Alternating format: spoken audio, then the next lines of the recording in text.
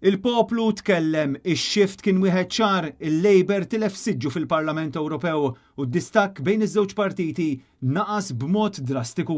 Illum m'għandniex surveys, m'għandniex telefonati ta' surveys, imma għandna voti ġo kaxxi illi qegħdin jiżvelaw dak il-poplu Malti irid. Irid li pajjiżna ma jibqax maħkum minn politika ta' firda. Ex-tqar Bernard Grech meta wasal fil-counting hall sabiex indirizza lil volontiri kollha li kienu qed isegwu l-andament tal-att tal-voti fin-naxxar wara li kien konfermati li din kienet elezzjoni storika għal Partit Nazzjonalista. Dan għaliex minn distak ta' 42,000 vot dan niżel għal madwar 10,000. Bernard Grech insista li dan ir-riżultat joffri bażi tajba għal aktar ħidma b'saħħitha min-naħa tal-Partit Nazzjonalista. Illum għandna riżultat li tina pjattaforma biex ikomplu naħdmu bis-serjetà ħalli l-pjan ekonomiku, edukattiv, il-pjan ambjentali, il-pjan tal-enerġija, il-pjan tax-xogħol, il-pjan li kif pajjiżna jistanka jkollu governanza aħjar u reputazzjoni aħjar ikun allura jistgħu nofruh lil poplu Malti u Awċi anke għall-elezzjoni ġenerali li jmiss. Fil-kummenti tiegħu lill-medja l-kap tal-Partit Nazzjonalista insista li din kienet ir-rebħa tal-poplu kollu. L-establishment rebaħ jew tilef illum.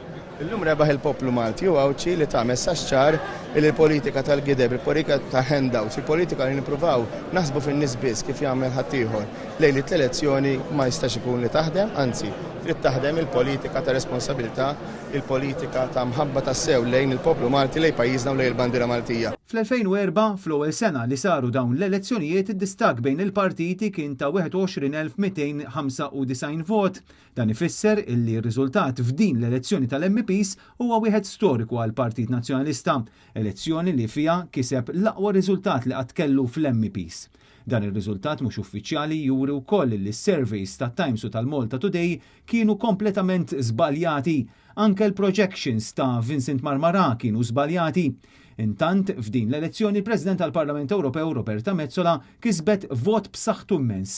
Iwaslet għal-ħabta ta' 2:30 wara nofsinhar fis-sala tal-att tal-voti fin-naxxar. Nirringrazzja lill-Kap tal-Partit Nazzjonalista, Dr. Bernard Grech, tal-fatt li aħna ħdimna flimkien bħala tim biex jitwassal il-messaġġ ta' tama. Minn dak li għadna kif rajna jidher li d-distakk bejn iż-żewġ partiti naqas b'mod konsiderevoli, jiġifieri dan huwa riżultat li fuq u aħna nistgħu naħdmu. L-aħħar messaġġ huwa wieħed ta' kuraġġ u ta' tama billi nirringrazzja speċjalment lil dawk iż-żgħażagħ li vvotaw għall-ewwel darba. Dan il-messaġġ u dan ir-riżultat li għadna naraw imma qed nistennew imma nirringrazzjahom għaliex il-proċess demokratiku seħħ u d-demokrazija vera irrenjat f'dan il-pajjiż. Il-turnout fl-elezzjoni tas-Sibt tal-MPs kienet ta' 72.82%.